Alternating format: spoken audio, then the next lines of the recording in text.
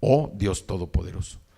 Y nosotros hemos dicho que cuando Dios nos habla en dos ocasiones de la misma palabra o del mismo texto, significa que nosotros debemos enfatizar, debemos detenernos y meditar, escudriñar esa palabra.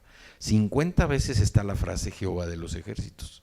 Entonces significa que es un libro en el cual nosotros podemos, o no podemos, más bien debemos meditarlo, debemos estudiarlo, repasarlo, porque trae muchas cosas muy importantes, trae grandes misterios de la palabra que nos son revelados a través del Espíritu Santo. Zacarías fue uno de los profetas menores, si ustedes se acordarán, fueron 4 profetas mayores y fueron 17 profetas menores. Entonces, nosotros podemos entender que los profetas siempre hablaban cuando Dios les daba una instrucción. Un profeta nunca habló antes de que Dios le diera una instrucción. El profeta siempre habló cuando Dios le dijo, habla y di esto. Es cuando el profeta verdaderamente ejercía esa función, esa actividad de profetizar, de declarar lo que Dios estaba hablando en ese momento y lo que habría de venir. Zacarías fue un profeta que predicó prácticamente sobre dos cosas, profetizó sobre dos cosas. Profetizó sobre la esperanza, lo que había de venir, una esperanza gloriosa. Él profetizó sobre la venida de Cristo, toda su vida, su sufrimiento, su muerte. También profetizó sobre la misericordia de Dios, la misericordia que todos y cada uno de nosotros necesitamos siempre para poder seguir adelante. Si nosotros no tuviéramos la misericordia del Señor, nuestras vidas estarían de cabeza. La misericordia de Dios es tan grande, es tan poderosa y tan valiosa en nuestras vidas, que gracias a esa misericordia que Él tiene por nosotros, es que podamos estar de pie, que podamos estar reunidos aquí el día de hoy. Entonces, este profeta Zacarías es también conocido como el profeta de la restauración.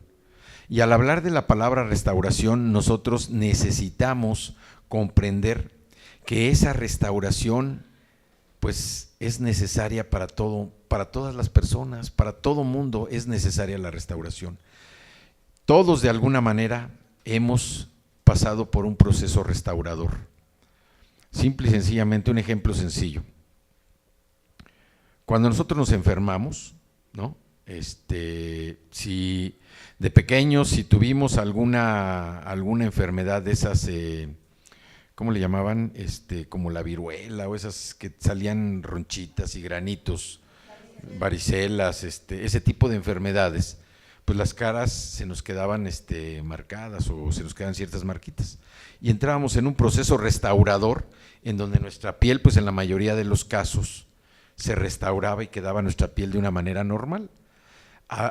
Hubo ocasiones en donde nosotros por esa molestia, pues a lo mejor molestamos de mal a nuestra piel y nos quedaron algunas huellas, pero en términos generales es un proceso restaurador. La piel se regenera, la piel se restaura, y lo mismo sucede cuando nosotros tenemos alguna cortada, alguna herida, pues la piel se restaura, la piel se vuelve a tomar prácticamente su lugar, su forma original, y este es un proceso de restauración. Nosotros cuando venimos al servicio de Cristo, cuando venimos nosotros y que somos llamados siervos del Señor, que somos ministros del Evangelio, nosotros hemos pasado por un proceso restaurador. Cuando nosotros recibimos a Cristo en nuestro corazón, parte de lo que Él hace de una manera espiritual es empezar a identificar, a que nosotros a través del Espíritu Santo encontremos todo lo que está en nuestro corazón que no es bueno, que no nos ayuda, que nos detiene o que está siendo como un obstáculo para que nosotros podamos seguir adelante. Y entramos en un proceso restaurador, donde se muestra la misericordia del Señor. ¿Por qué? Porque nuestro corazón empieza a ser sanado, empieza a ser restaurado. Muchas veces es una restauración con uno mismo, que uno se sentía con una autoestima por los suelos Y tiene uno que entrar en ese proceso de restauración de su propia autoestima, de levantar la autoestima. ¿Por qué? Porque ya no somos las mismas personas, ya somos gente diferente. También la restauración de las relaciones entre nuestro mismo círculo que nos rodea, la restauración de una relación con el Señor, porque nosotros cuando venimos al llamado, cuando venimos a ser tocados por Cristo y que venimos y realmente nosotros nos convertimos en coherederos con Él, en que nosotros lo aceptamos como nuestro Señor y Salvador, que nosotros lo aceptamos también en la condición de que Él murió, que resucitó al tercer día, que subió a los cielos y que está sentado a la derecha del Padre. Es un proceso donde nosotros estamos entendiendo esa restauración también, la restauración de la vida. Cristo venció a la muerte, ¿en dónde? En la cruz. Y al vencerlo en la cruz, Él pudo levantarse para tomar la autoridad por sobre todas las cosas. Dios mandó al diablo, a Satanás, como príncipe de este mundo, pero alguien más alto que él todavía, que es Jesucristo, que pudo tomar esa autoridad sobre él al vencerlo en la cruz. El diablo pensó que matando a Cristo en la cruz se iba a acabar para siempre el Hijo de Dios, pero nunca pensó que había una sorpresa para él, que era la resurrección, mediante la cual Cristo pudo vencer a la muerte. Entonces, todos estos términos, todo esto que estamos platicando, pues es información que a veces nos parece un poquito complicada de comprender. Por eso nosotros los animamos a que estemos estudiando la Biblia, a que estemos estudiando la palabra. Así como muchas veces nosotros, cuando nos agrada algo, un partido de algún deporte, un juego de algún deporte, alguna historia, alguna película, pues nos metemos y estudiamos y tratamos de ver de qué se trata, cuáles son los personajes, quiénes son los que actúan, de qué tema, cuál es la versión.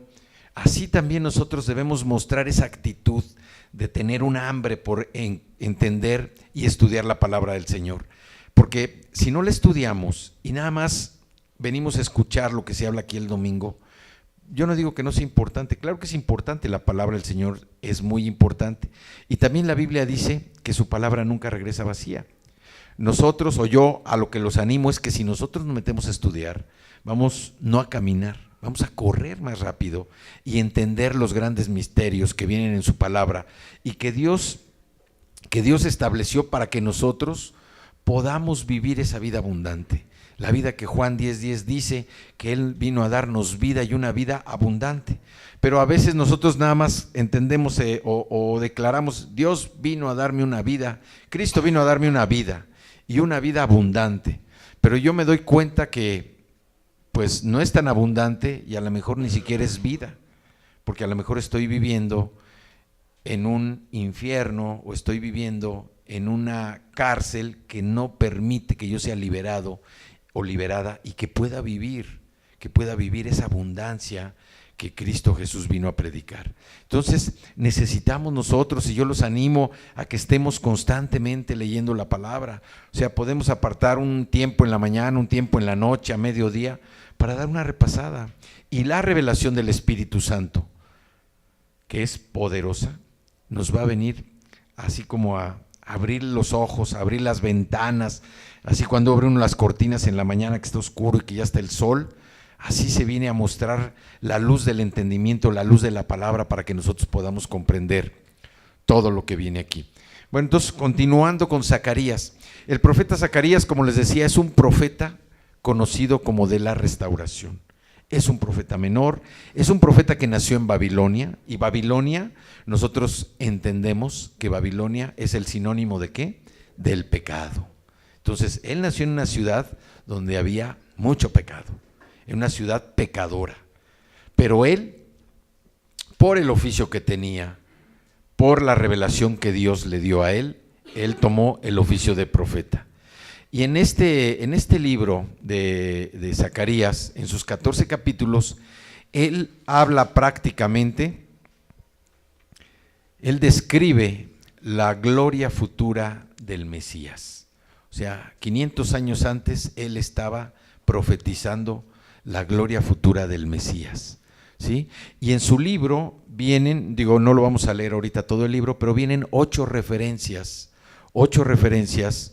que se hablan de la obra del Mesías. El profeta lo que hace es alentar al pueblo a que se arrepienta, que ya no vuelvan, que no sigan cometiendo esos pecados de idolatría que cometía el pueblo de Israel. Entonces el profeta los está animando a que se arrepientan, pero también los está animando. En esa época estaba la reconstrucción del templo de Israel. El templo de Israel tenía que ser reconstruido, y para muchos la reconstrucción significaba poca cosa, pero para Dios era una cosa muy importante, la reconstrucción del templo, porque dice que estaba hablando de lo que habría de venir, y la reconstrucción del templo también se estaba refiriendo a la reconstrucción del templo en nosotros como personas. Por eso es el profeta de la restauración.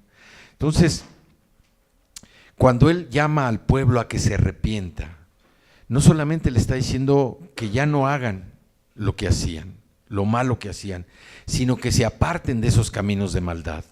O sea, una cosa es que nosotros entremos en arrepentimiento y otra cosa es que nos retiremos precisamente de esos caminos de maldad. Porque si nosotros nos recordamos cómo éramos antes, había veces que hacíamos algo indebido, algo malo, pedíamos perdón y al rato otra vez volvíamos a hacer lo mismo. Entonces aquí el profeta lo que les dice es: arrepiéntanse y apártense de esos malos caminos, Entonces también nos habla aquí de una escena de la coronación de un rey que se llamaba Josué, ¿sí? Josué. Entonces, el nombre Zacarías significa que Dios se acordó, o Dios es renovado. ¿En dónde? En la mente de él y de todas las personas. Y Josué, no es Josué el compañero de Moisés, no es el que fue segundas manos, el vicepresidente de la compañía que Dios le entregó a Moisés, no fue este Josué. Este es Josué, es un rey que vivía en esa época y que también a través del profeta va a recibir una coronación, va a vivir un evento que va a cambiar su vida para siempre. Entonces, Josué es coronado sacerdote y rey, y la palabra Josué significa Dios salva, ¿sí? Es lo mismo que, o muy parecido a lo que significa Jesús. Entonces, Dios salva. Entonces, también habla, al ser coronado como sacerdote y rey, también nos está hablando de lo que habría de venir con Jesucristo, que iba a ser coronado como sacerdote y como rey, ¿sí? Y también nos habla de que el que habría de venir iba a reinar con justicia, O sea, justicia, se ha hablado de que justicia es darle a cada quien lo que le corresponde. La otra parte del libro, vamos a decir hasta el capítulo 8, ¿sí? Del 1 al 8 habla de esto que les comenté ahorita. Del capítulo 9 al 14 se habla ya de la gloriosa venida del Mesías, ¿sí? El futuro glorioso de Israel, la venida del Mesías, la promesa de Dios para la nueva era que habría de venir, la entrada triunfal de Jesucristo a Jerusalén, la restauración del pueblo de Israel, la liberación de Jerusalén de sus enemigos, su purificación como ciudad santa, y también, como en el libro de Apocalipsis, el libro de Zacarías se considera una especie de Apocalipsis del Antiguo Testamento, porque cierra con el tema del reino universal de Dios, ¿sí? Cuando todas las naciones irán a adorarlo, todas, y donde Él extiende su dominio sobre todo el universo. Entonces, vemos cómo este libro del profeta Isaías es un libro que nos anima a nosotros a seguir adelante. ¿Por qué? Porque nosotros podemos ver que Dios es fiel, y todo lo que los profetas declararon en su palabra, todo, absolutamente todo va a tener un cumplimiento, y va a tener un cumplimiento paulatino, o repentino de acuerdo al tiempo que nosotros estemos viviendo. Muchas veces cuando alguien se siente mal, piensa o siente, su percepción es de que el tiempo camina lentamente. Cuando uno se siente mal, tiene la percepción de que el tiempo no avanza, de que el tiempo está lentamente. ¿Por qué? Porque ese es el trabajo de Satanás, el trabajo del enemigo, que nosotros estemos permaneciendo más en esa sensación de malestar o de dolor y que el tiempo no avance. Sin embargo, cuando uno se siente bien, el tiempo pasa, pero volando, ni cuenta nos damos. Cuando uno está divertido, cuando uno está contento, ¿cómo que ya se acabó? Pues si apenas acabo de llegar, ¿cómo que ya o sea, el tiempo pasa rapidísimo. Entonces, vemos cómo el profeta o los profetas, de alguna manera, ellos estaban declarando lo que Dios les hablaba a ellos. Y siempre, dentro de lo que el profeta profetizaba, venía un mensaje del Señor. ¿Para qué? Primeramente, para el arrepentimiento, ¿sí? Para que el pueblo se arrepintiera de lo que estaba haciendo mal. Segundo, para que se apartaran de esos malos caminos, ¿sí?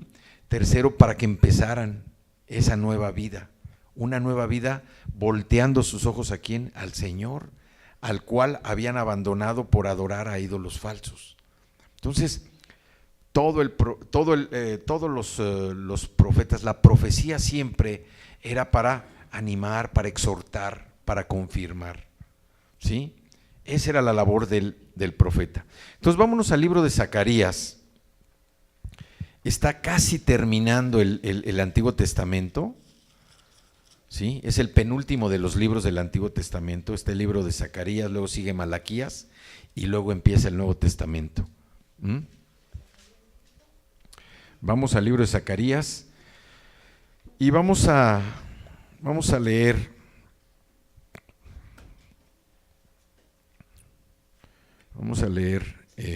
ahorita les digo, nos vamos a concentrar en un capítulo, ¿sí? La misión de Zacarías fue de naturaleza distinta. Uno de los objetivos que él tenía era despertar al pueblo, que se activara en la reconstrucción del templo, porque somos templo del Espíritu Santo, ¿sí? Otra era restaurar el espíritu para reconocer el gobierno de Dios, reavivar la fe de la nación y la esperanza durante la venida del tiempo difícil, de la desolación, del desconsuelo, reorganizar la verdadera adoración a Dios y quitar la idolatría de la nación. Esa era la misión del profeta Zacarías. Entonces, aquí vamos a hablar de la consagración de Josué, de un rey llamado Josué, y nos vamos al capítulo 3 del libro de Zacarías. Dice el versículo 1, son 10 versículos, no son muchos, o sea que los vamos a poder ver completamente. Dice el título, dice visión del sumo sacerdote Josué. Y en la nueva versión internacional dice ropas limpias para el sumo sacerdote, ¿no? Entonces, este capítulo 3 habla de una cuarta visión que Dios le dio al profeta Zacarías. Y dice, me mostró al sumo sacerdote Josué, el cual estaba delante del ángel de Jehová. Y Satanás estaba a su mano derecha, ¿para qué? Es el trabajo de Satanás. El trabajo de Satanás dice que él es el acusador, ¿no? Es el acusador, es el acosador, o sea, ese es el trabajo del diablo, que siempre nos está acusando, que siempre quiere que nosotros nos estemos sintiendo mal, para que el tiempo vaya pasando lentamente y que nuestro dolor, nuestro sufrimiento sea más largo, más penoso. Ese es el trabajo del diablo. Dice, y Satanás estaba a su mano derecha para acusarle. El 2. Y dijo Jehová a Satanás, Jehová te reprenda, oh Satanás. Jehová que ha escogido a Jerusalén te reprenda. Y luego hace una pregunta, ¿no es este un tizón arrebatado del incendio? ¿No es este un tizón? Sí saben lo que es un tizón, ¿verdad? Un pedazo de carbón encendido. Dice, ¿no es este un tizón arrebatado del incendio? ¿A quién se está refiriendo aquí? Se está refiriendo a Josué.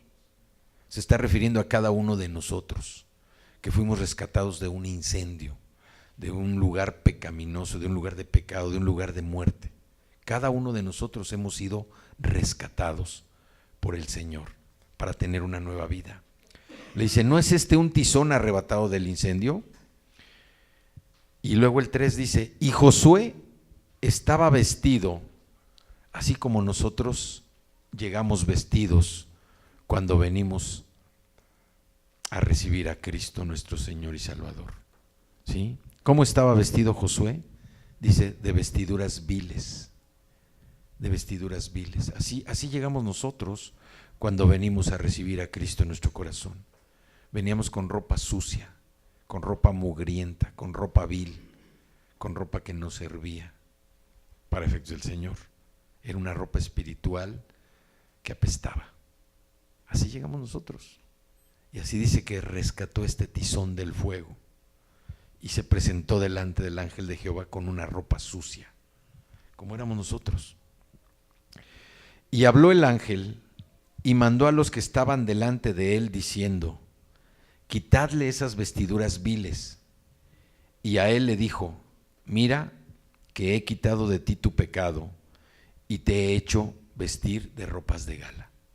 Eso es lo que nosotros recibimos. Esa transformación fue cuando recibimos a Cristo en nuestro corazón. Recibimos una ropa de gala, porque Dios así nos ve como hijos perfectos. Nosotros nos podemos estar, pues a veces hasta como disfrutando de que fallamos en esto, de que fallamos en lo otro, de que no servimos para esto, de que no servimos para lo otro, pero son nuestros ojos humanos, son nuestros ojos naturales. Por eso lo que decíamos ahorita en la cita de la semana de 1 Corintios 14:15, Pablo les decía, orar con entendimiento y con el Espíritu. Y nosotros nos tenemos que ver como Dios nos ve. Dios nos ve perfectos. Dice que nos ve a su imagen y semejanza. Nosotros nos podemos ver y decir, oye, si Dios me ve a su imagen y semejanza, pues yo no tengo por qué verme menos. Yo me tengo que ver como Dios me ve a su imagen y semejanza, como un verdadero hijo de Él, completo, sano, alegre, contento, en paz. Así me tengo que ver yo. Dice, quitadle esas vestiduras viles.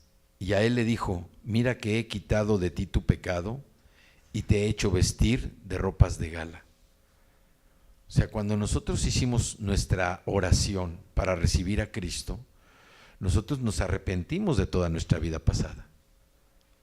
Y creímos que verdaderamente el sacrificio de Jesús en la cruz vino a perdonar todos nuestros pecados. Vino a perdonar todos nuestros pecados, todos, absolutamente todos. Dice que nosotros nos convertimos en nuevas criaturas y que nuestra ciudadanía ya no es de este mundo. Nuestra ciudadanía ahora es universal. ¿Sí? Y luego dice el 5, después dijo, pongan mitra limpia sobre su cabeza. Y pusieron una mitra limpia sobre su cabeza y le vistieron las ropas. Y el ángel de Jehová estaba en pie. ¿Sí? ¿Qué es? Le pusieron un turbante, una corona, que es lo mismo que Cristo ha hecho con nosotros. Nos ha puesto una corona para que nosotros podamos identificarnos también como hijos del Rey y podamos seguir adelante disfrutando de todo lo que Él tiene para nosotros. El 6, y el ángel de Jehová amonestó a Josué diciendo, o sea, le advirtió, así dice Jehová de los ejércitos, si anduvieres por mis caminos y si guardares mi ordenanza, también tú gobernarás mi casa, también guardarás mis atrios, y entre estos que aquí están te daré lugar. Escucha pues ahora, Josué, sumo sacerdote, tú y tus amigos, que se sientan delante de ti porque son varones simbólicos. He aquí yo traigo a mi siervo el renuevo. ¿Quién es el siervo, el renuevo? Es Cristo, Cristo. Dice, porque aquí aquella piedra que puse delante de Josué, sobre esta única piedra hay 7 ojos. He aquí yo grabaré su escultura, dice Jehová de los ejércitos, y quitaré el pecado de la tierra en un día. En aquel día, dice Jehová de los ejércitos, cada uno de vosotros convidará a su compañero debajo de su vid y debajo de su higuera. Entonces, aquí estamos viendo cómo esta cuarta visión que Dios le dio al profeta Zacarías les está diciendo: Israel será limpiado, será restaurado como una nación sacerdotal. Y si nos vamos al libro de Éxodo, vamos al capítulo 16. Dios le está hablando la palabra precisamente a Zacarías. Vámonos al libro de Éxodo, al capítulo 19, y vámonos al versículo 6, que dice: y vosotros y ustedes me serán un reino de sacerdotes y gente santa. Estas son las palabras que dirás a los hijos de Israel. Es Zacarías que está refiriéndose a la palabra que Dios le había hablado a Moisés muchos años antes, cuando salieron de Egipto, para decirle: y ustedes serán un reino de sacerdotes y gente santa. Y esa palabra que Dios le dio a Moisés, a nosotros hoy nos las está repitiendo. Nosotros somos sacerdotes y gente santa. Y gente santa, ¿por qué? Porque somos gente que estamos apartada. ¿Para quién? Para Dios, para el Señor. Pero nosotros tenemos la responsabilidad de verdaderamente ser apartados para el Señor. Yo tengo que decidir.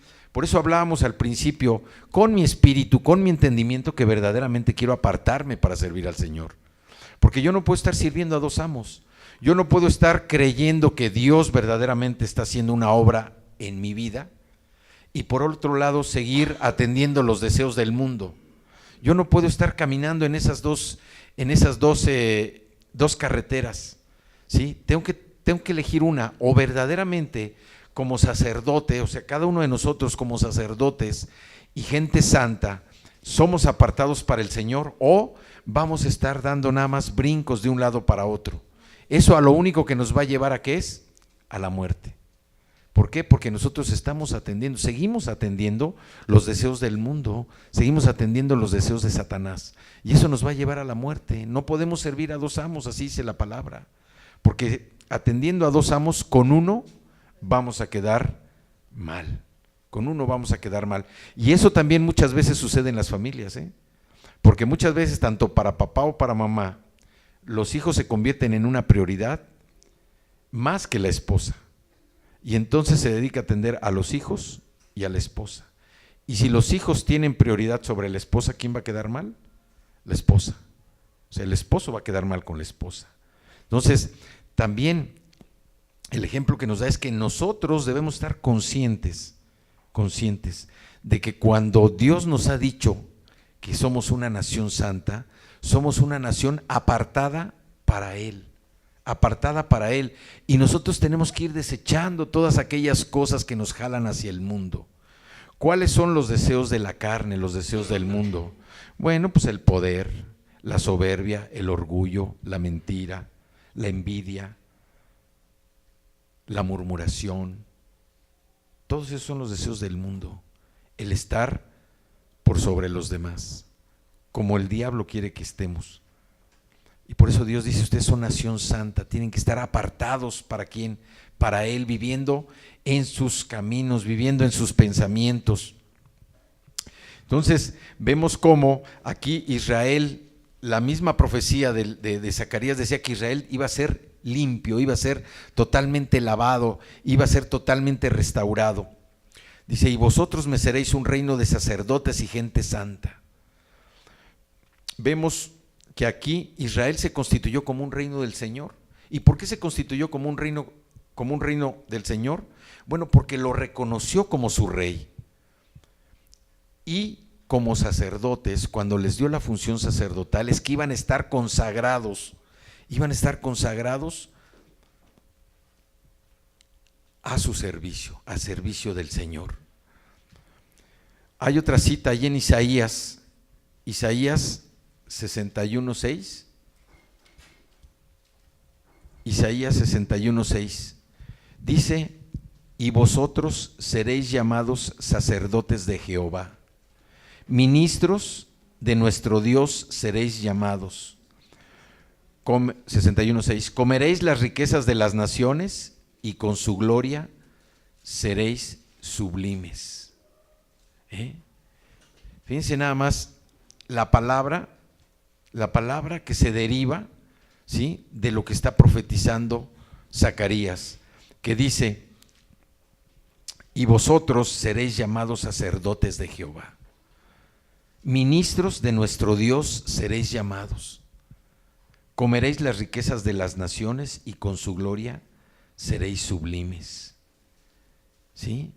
O sea, estas promesas que Dios le dio a Zacarías y que vienen en su palabra, son promesas que también son para nosotros, y que si nosotros las logramos entender, nuestra vida tiene que cambiar. Fíjese lo que dice el que sigue, el 7, el versículo 61:7.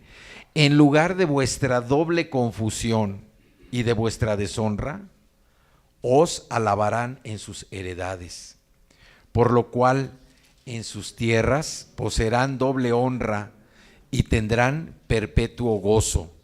Fíjense nada más esta promesa de lo que dice Dios. Dice: en lugar de vuestra doble confusión. O sea, ¿por qué doble confusión? Porque nosotros nos confundimos con una cosa, nos confundimos con otra. Dice: y de vuestra deshonra, nos alabarán en nuestras heredades, en todo lo que nosotros hagamos, en todo lo que nosotros dejemos de herencia. Si es para el Señor, nosotros vamos a recibir ese reconocimiento. Dice: por lo cual en sus tierras poseerán doble honra, doblemente seremos honrados en nuestras posesiones. Y dice que tendremos perpetuo gozo. O sea, la alegría siempre va a estar en nuestro corazón.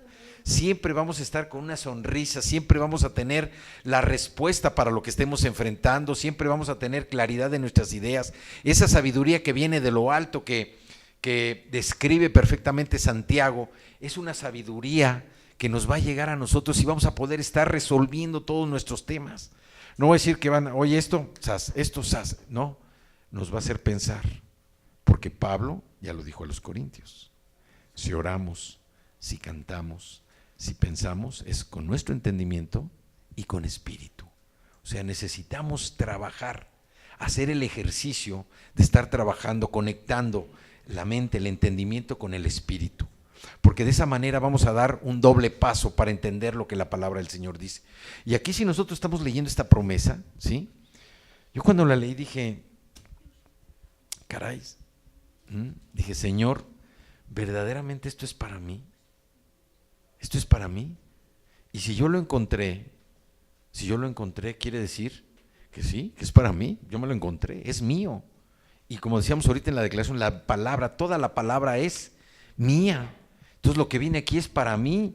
Y dice: y vosotros seréis llamados sacerdotes de Jehová, ministros de nuestro Dios seréis llamados, comeréis las riquezas de las naciones y con su gloria seréis sublime.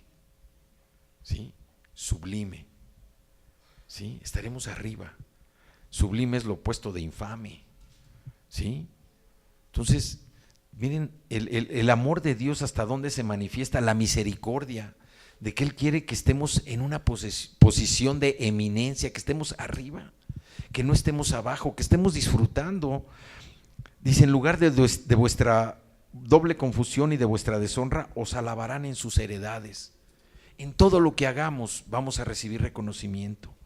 Por lo cual en sus tierras poseerán doble honra y tendrán perpetuo gozo. La alegría va a ser una actitud permanente. Dice perpetuo gozo. No dice nada más los sábados o los domingos o los lunes, no, dice perpetuo gozo. Siempre, siempre vamos a tener el gozo en nuestro corazón. Y por eso hemos estado cantando varios domingos esta canción de El gozo del Señor. El gozo del Señor es mi canción, el gozo del Señor es mi celebración. Hay otra cita también en Primera de Pedro, que ya está casi al final. Primera de Pedro.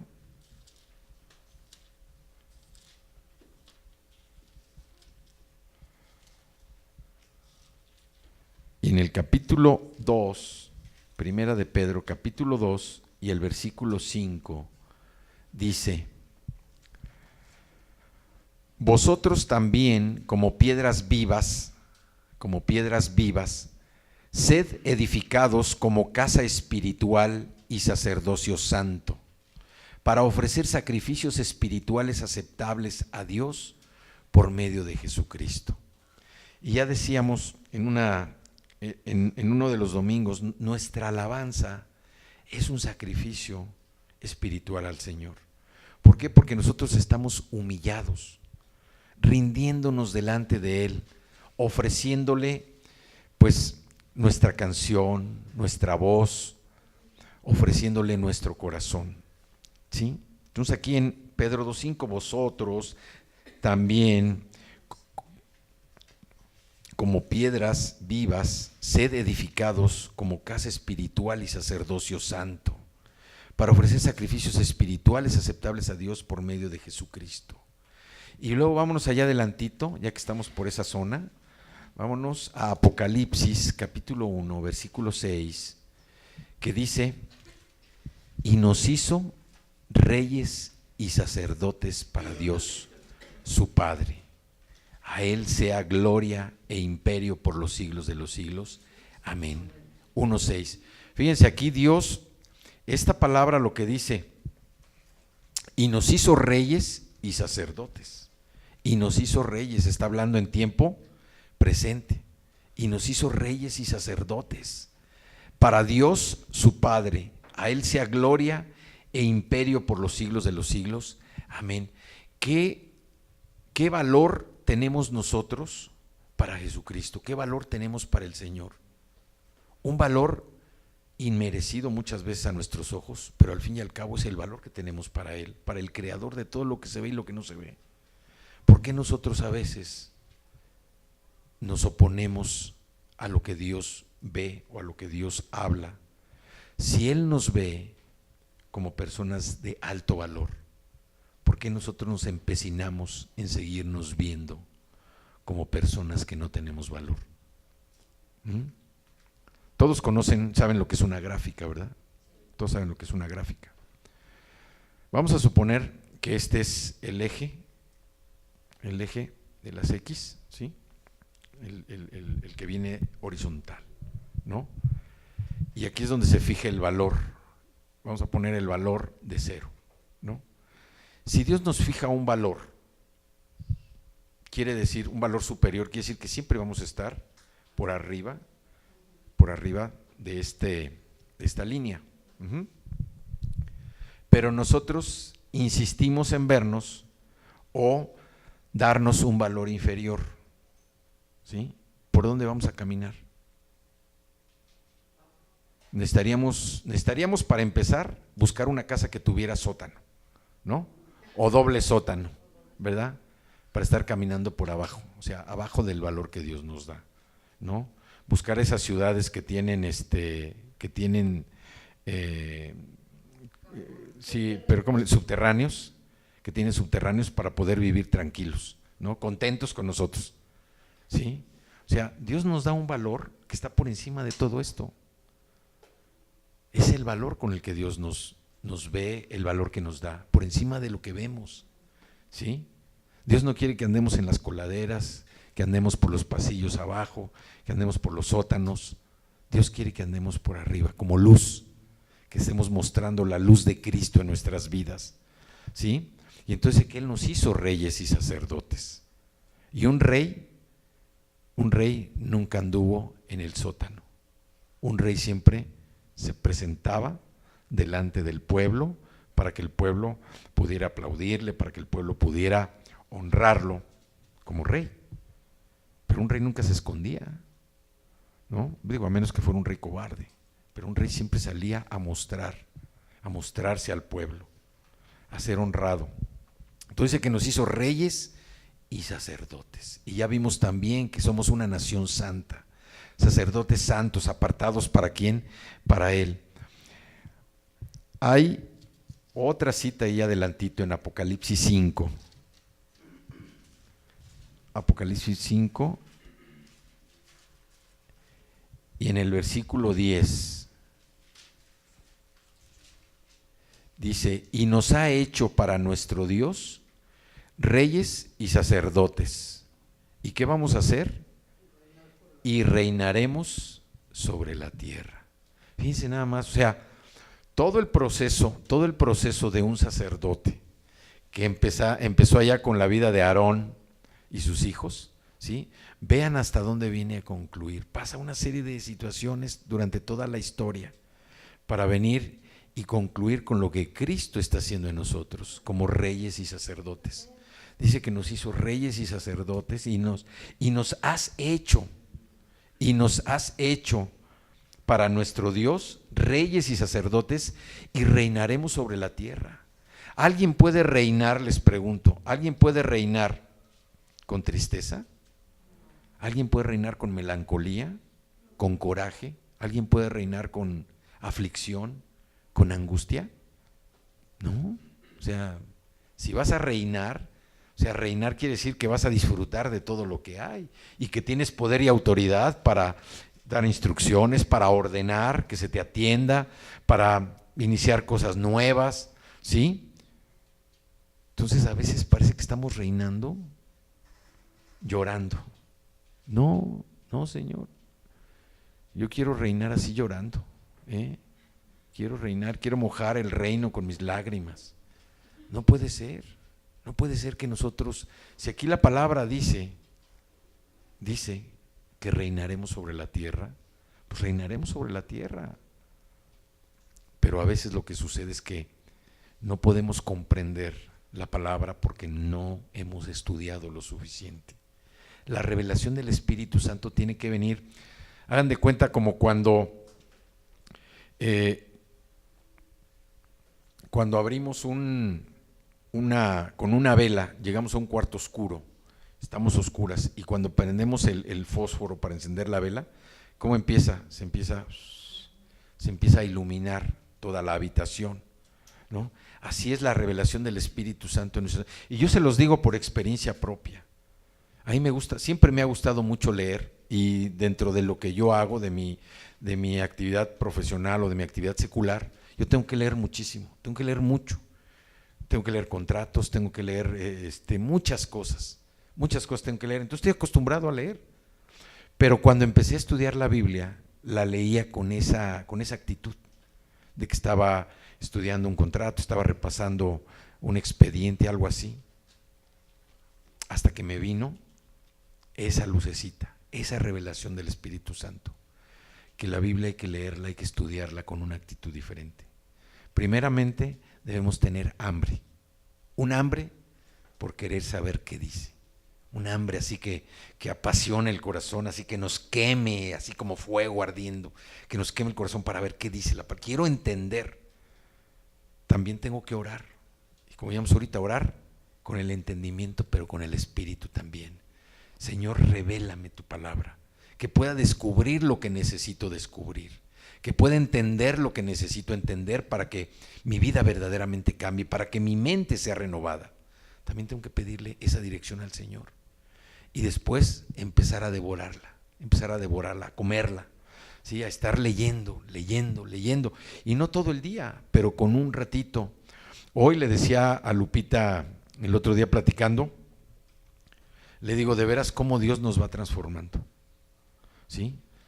Generalmente yo leía la Biblia en la mañana o la leía en la noche, ¿sí? La leía en la mañana o la leía en la noche.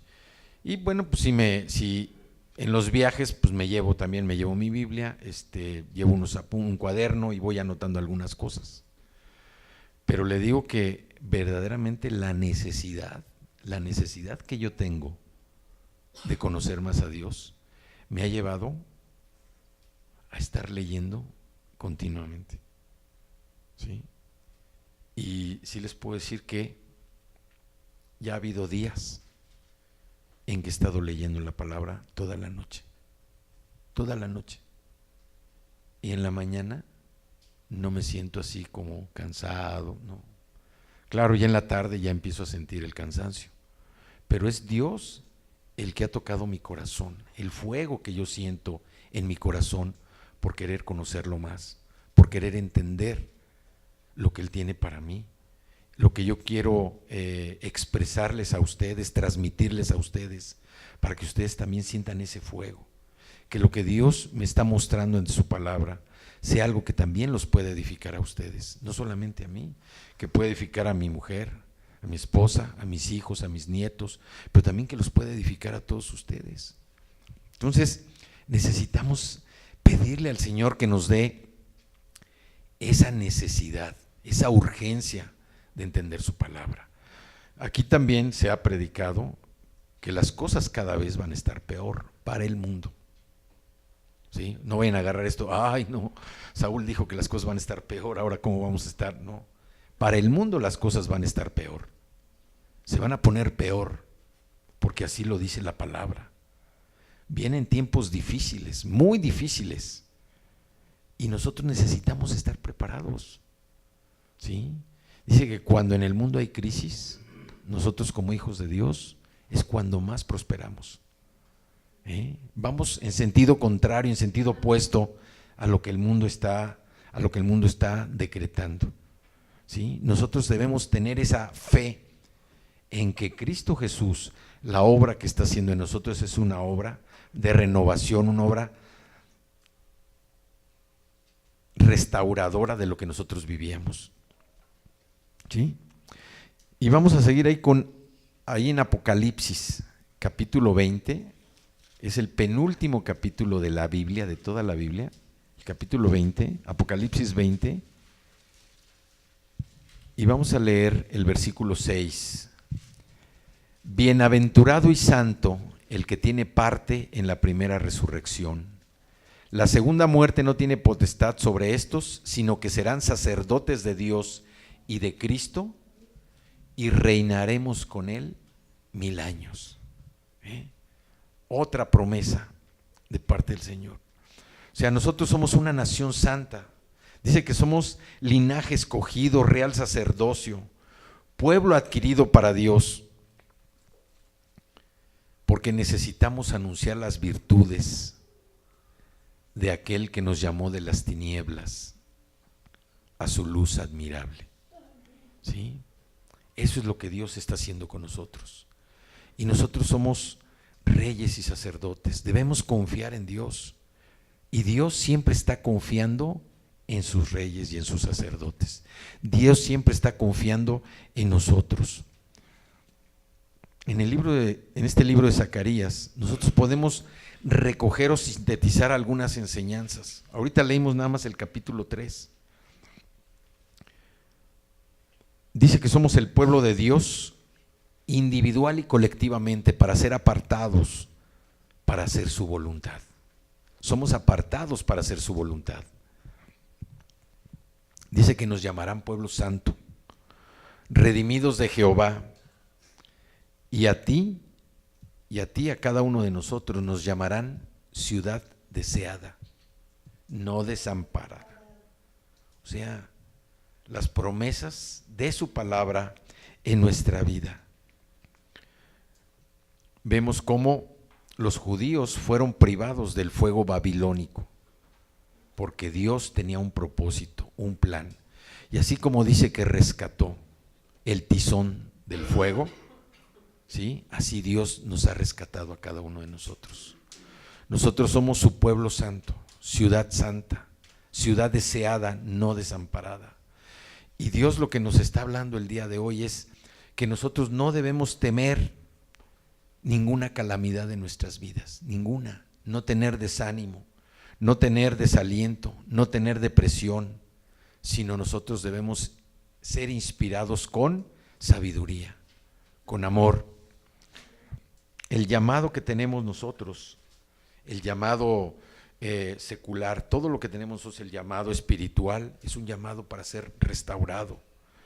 Toda culpabilidad del pasado, toda, debe ser cancelada, ya ha sido cancelada.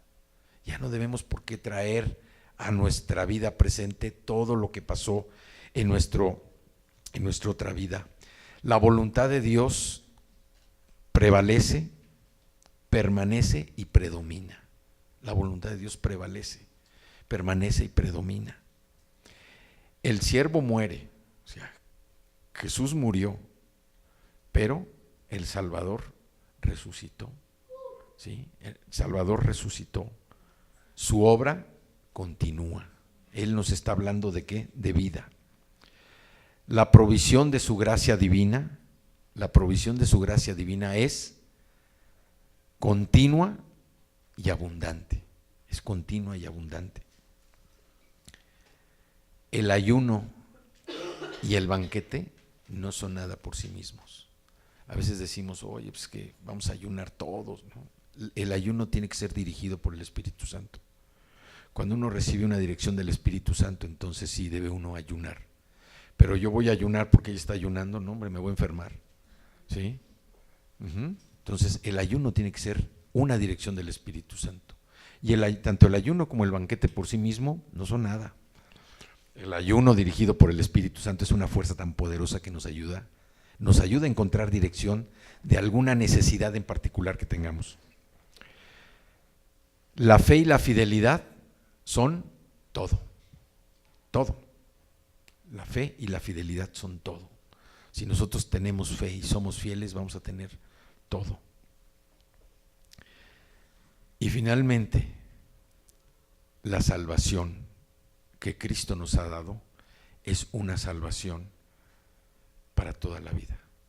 No es una salvación que pues ya me salvó, pero a lo mejor mañana se me acaba. No, es una salvación perpetua. Dios lo único que nos pide es que nosotros tengamos un corazón para Él. Un corazón, pues a lo mejor mi órgano, ¿verdad? Por su misericordia estamos vivos, pero también un corazón, mi espíritu, que esté conectado a Él, para que yo pueda estar recibiendo esa gracia redentora, para que pueda estar recibiendo su sabiduría, para que pueda estar recibiendo su amor y pueda estar recibiendo esa palabra que yo necesito, que me va a ayudar a salir adelante, a seguir caminando en el propósito que Dios tiene para mí. Veíamos que en la mitra, para terminar, la mitra que le pusieron a Josué, esa corona, tenía unas palabras escritas. Esas palabras eran santidad a Jehová, apartado para Dios, santidad a Jehová. Y vienen desde Éxodo, cuando se hicieron las primeras en láminas de oro, escribían esa y se la ponían en la frente. ¿Sí? Santidad a Jehová. Dios quiere que nosotros estemos apartados, seamos apartados para Él, que nos apartemos de nuestros malos caminos, como dice Isaías 55, versículos 6 y 7, con eso terminamos, que dice, Isaías 55,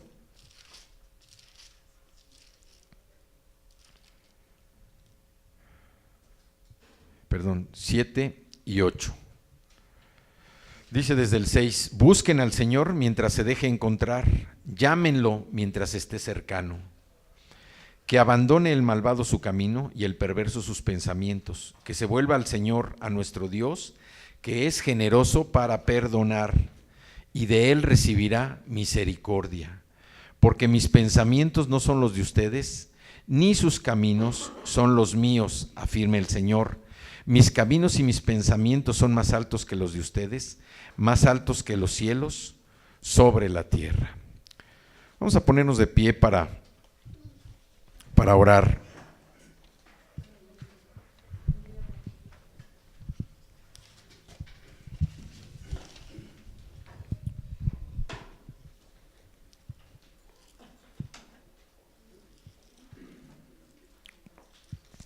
Vamos a cerrar nuestros ojos y vamos a darle gracias al Señor. Padre, yo te doy gracias por esta palabra, Señor. Gracias porque tú nos animas a seguir confiando en ti. Gracias, Señor, porque a pesar de las muestras que tú nos das, a pesar de todas esas señales, de todos esos milagros que día a día vemos en nuestra vida, a veces somos obcecados para creer en ti, Señor. Yo te pido en esta mañana, Padre, yo te pido por la vida de todos y cada uno de estos hermanos, de estos amigos, y también por mi vida, Señor, para que podamos encontrar esos caminos que nos llevan a ti, Señor, y que nos pongas en ellos. Tus caminos son más altos que los nuestros, Señor, igual que tus pensamientos. Padre, yo te pido en esta mañana, yo te pido que quites de nuestros corazones, Señor, esa necedad, esa terquedad, el ser obcecado, Señor, en forzosamente querer seguir nuestros caminos, en querer seguir atendiendo nuestros pensamientos. Padre, la obra redentora de Cristo Jesús trabaja en nuestra mente, en la renovación de nuestra mente, Señor. Renuévalas, Padre, renueva nuestra mente, Señor. Que desechemos y nos despojemos de todo aquello que en el pasado nos hizo daño, de todas aquellas costumbres, de todas aquellas enseñanzas, de todos aquellos pensamientos, de todas aquellas palabras, actitudes, Señor, que nos habían dejado una huella en el corazón. En esta mañana, Señor, unidos todos, con una sola voz, clamando a ti, Señor, clamando a ti, Padre, por tu misericordia. Te pedimos que destruyas, Señor, que deseches, que derribes esos muros, que machaques, Señor, que aplastes todas aquellas heridas del pasado, todas aquellas enseñanzas que no edificaron nuestra vida, que hoy nos han mantenido detenidos, estancados. Padre, que la luz del Evangelio ilumine nuestros corazones, ilumine nuestro entendimiento, que esa sabiduría que viene de lo alto, Señor, que sobrepasa todo entendimiento, se apodere de nuestros pensamientos, de nuestro corazón, Señor, y que podamos entender que solamente gracias a ti, Señor, y por ti es que estamos de pie.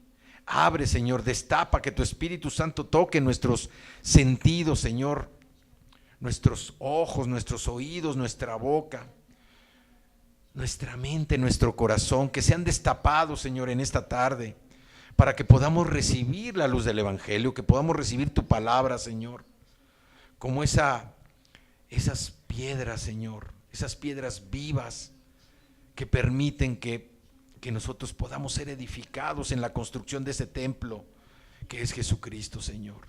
Yo te doy gracias por todos y cada uno de estos hermanos, Señor, de estos amigos.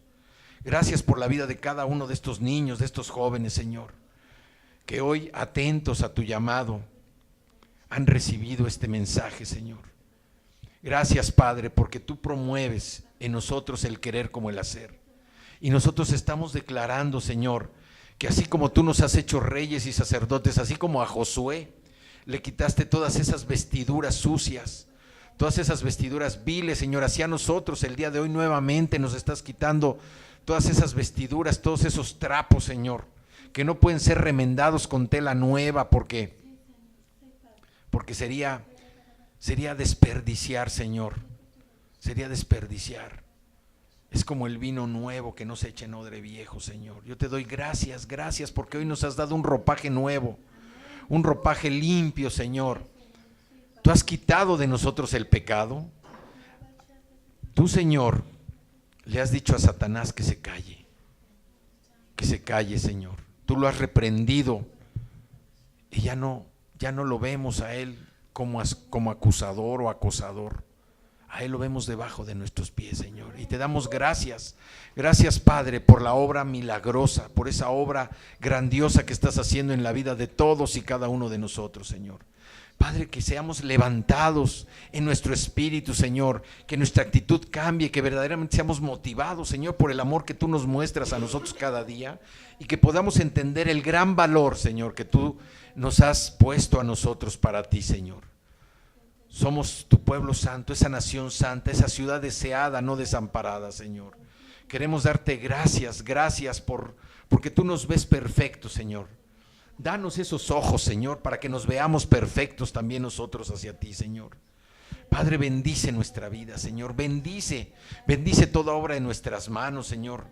Bendice, Señor, que los anhelos de nuestros corazones sean prosperados, Señor, en tu amor. Gracias, Dios. Gracias, Señor, porque tenemos peticiones, no necesidades, Señor. Y estas peticiones son que tú suplas por tus riquezas en gloria en Cristo Jesús. Padre, manifiéstate en la vida de todos y cada uno de nosotros, Señor, que tu poder y tu gloria, Señor, se reflejen en nuestro diario caminar.